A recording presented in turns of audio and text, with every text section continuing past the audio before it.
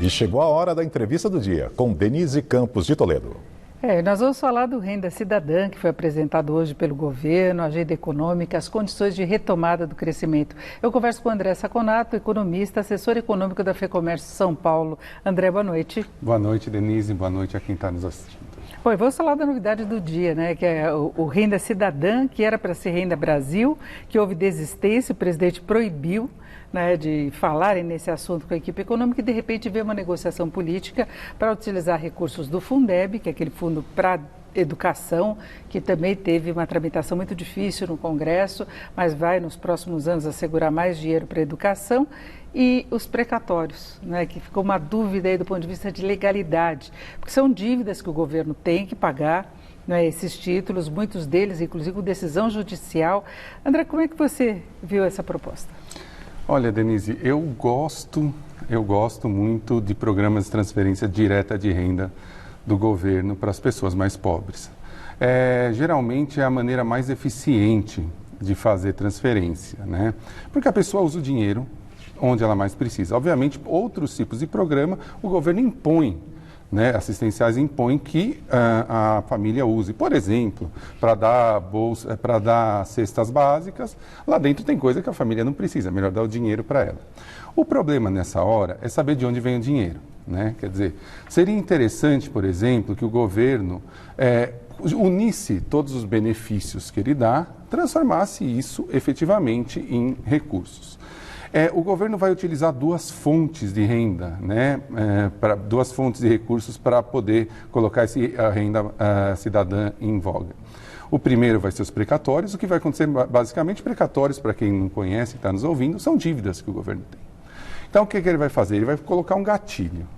Até certo valor eu pago, o que passar disso eu postergo.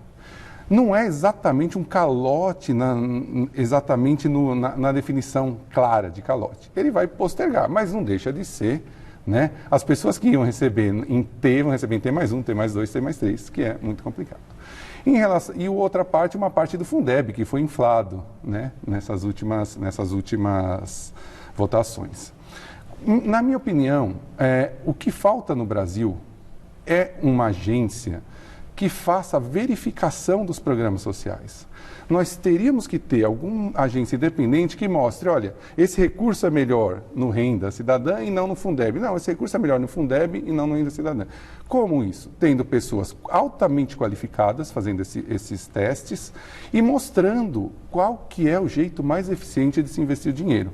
Eu acho que isso seria muito interessante, porque, em princípio, renda, qualquer programa, Bolsa Família, Renda Cidadã, Renda Brasil, é um programa, do ponto de vista econômico, eficiente, mas precisa ter de onde tirar os recursos. E André, hoje a reação no mercado foi muito ruim, o dólar disparou logo que foi anunciado esse programa, chegou a 5,65, ficou um pouco abaixo disso, bolsa caiu mais de 2%, curva de juros, que é a taxa que é cobrada para a colocação dos títulos do governo, também avançou forte, chegou a 8% para 2027.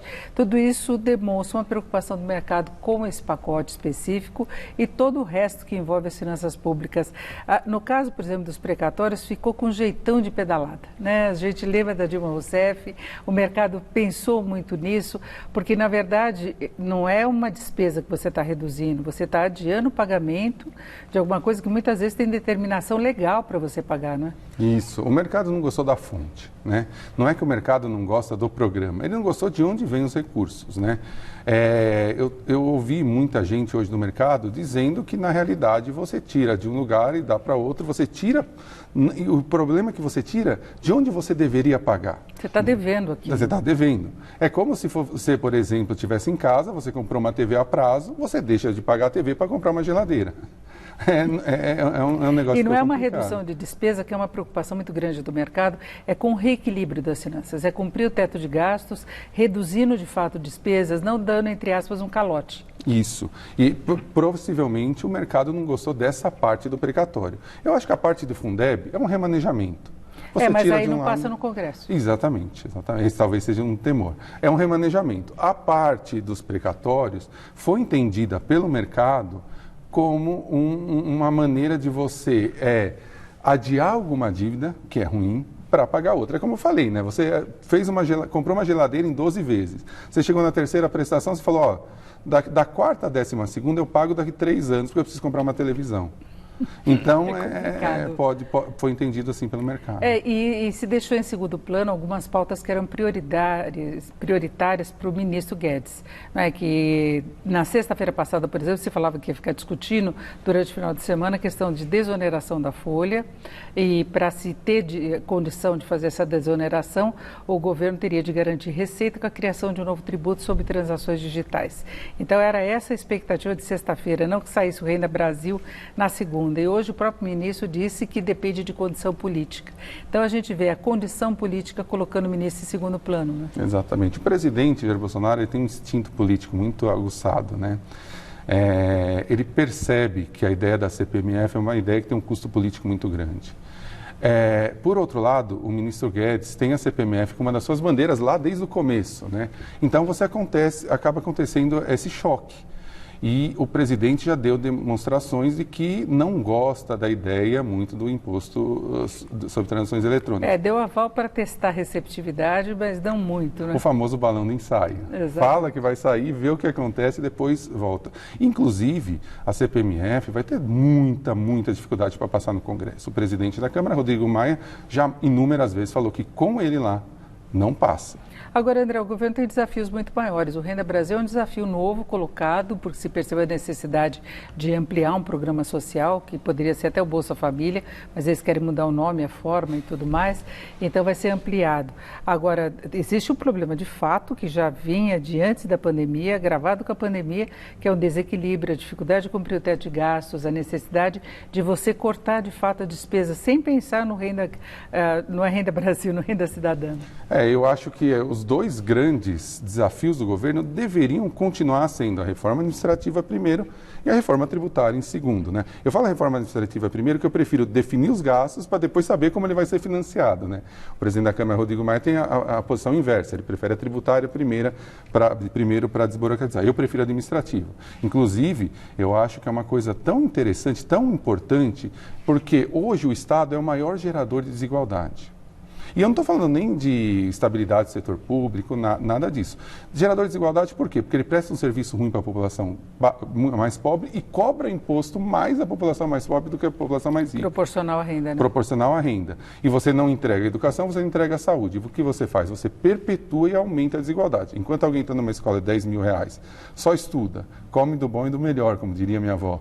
E uma criança pobre tem que trabalhar 10, 12 horas por dia. Vai numa escola que tem lá o traficante, que não tem aula, que está 6 meses sem aula, né? E isso vai perpetuando a desigualdade, o que é terrível. O que é terrível. Agora, André, a economia vem crescendo, né? O comércio, por exemplo, você da V-Comércio, o comércio até surpreendeu em vários aspectos. A indústria está com índices de confiança em alta, maior nível desde 2013, mostrando recuperação também. Serviços é que estão meio devagar, mas tende a melhorar. Agora, dá para consolidar um processo de retomada, deixando para trás todo esse desequilíbrio fiscal, essa situação mal resolvida? De maneira alguma, de maneira alguma. A primeira coisa para que quem está nos assistindo entenda o que acontece, quando você tem desequilíbrio fiscal, tem um negócio que chama curva de juros, que são a taxa de juros para cada período no futuro. Quando o mercado percebe que tem desequilíbrio fiscal, a curva de juros empina. O que significa isso? Se você quiser tomar um financiamento para daqui 2, 3, 4, 5 anos, a taxa de juros fica cada vez maior. Tomar financiamento significa crescimento das empresas. Então você começa a esmagar o crescimento das empresas hoje. É impossível crescer sem dar um ajuste hoje no fiscal. Ninguém liga para 2020. Nós estamos numa pandemia, tem que gastar mesmo. Os programas essenciais foram ótimos, cumpriram sua função, até um pouquinho demais, né? Porque lá um estudo na FEComércio mostra que a classe E teve aumento de 60% de renda em relação ao primeiro semestre. É que muita gente não recebia nada, né? Exatamente. De repente recebeu R$600. Exatamente. Mas sem equilíbrio fiscal não tem crescimento a longo prazo, infelizmente. Obviamente, no futuro, eu espero que a gente tenha um Estado tão eficiente que a gente possa investir em infraestrutura, possa investir em saneamento junto com a iniciativa privada. Mas hoje não se pode, infelizmente. Tem a projeção de crescimento no ano que vem. Nesse ano nós vamos fechar com o PIB negativo. Vai cair mesmo, não tem como recuperar tudo que caiu, principalmente no segundo trimestre.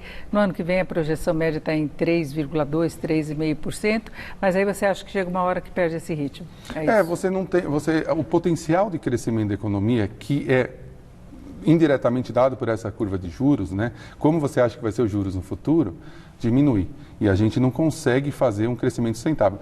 Na realidade, crescer 3,5% é cair pouco, né? Porque esse ano vai cair 5, 5,5%, você vai nem voltar no nível que você estava antes da pandemia. Então, não é nem um crescimento efetivo. Agora, se você conseguisse fazer reforma administrativa bem feita, incluindo, inclusive, os funcionários que hoje já estão lá, né? Porque, na realidade, você tem que fazer isso para deixar ele mais eficiente. E uma reforma tributária bem feita, esse 3,5% poderia virar 5%.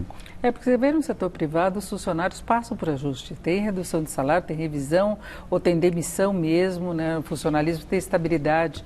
Então, alguma coisa teria que mudar para se ajustar a uma nova realidade. Sim, e como eu falei, quer dizer, além dessa parte fiscal, dessa parte de ajuste, o importante da reforma administrativa, o mais importante é que o Estado preste serviços de qualidade para as pessoas mais pobres, melhorar a educação, melhorar a saúde, fazer um sistema de incentivo para professores, diminuir a desigualdade dentro do setor público, né? Você tem gente ganhando com penduricalho 100 mil e um professor ganha 5 mil. Aí vem aqueles escândalos, aquelas coisas assim absurdas, como dos procuradores da semana passada, mais de 600 sendo promovidos ao mesmo tempo, o topo da carreira, com um salário de mais de 27 mil. Então, é estabilidade, privilégio, salário mais alto, no momento que se fala em reforma administrativa. E aí você tira esse recurso dos professores, que não tem investimento em tecnologia, que não tem investimento em salário, presta um serviço ruim, quem ganha 100 mil continua ganhando 100 mil, o professor ganha mal, os alunos pobres não conseguem ascender de classe social e a gente perpetua a desigualdade. Agora, essa questão das contas públicas, você vê alguma solução daqui para o começo do ano que vem?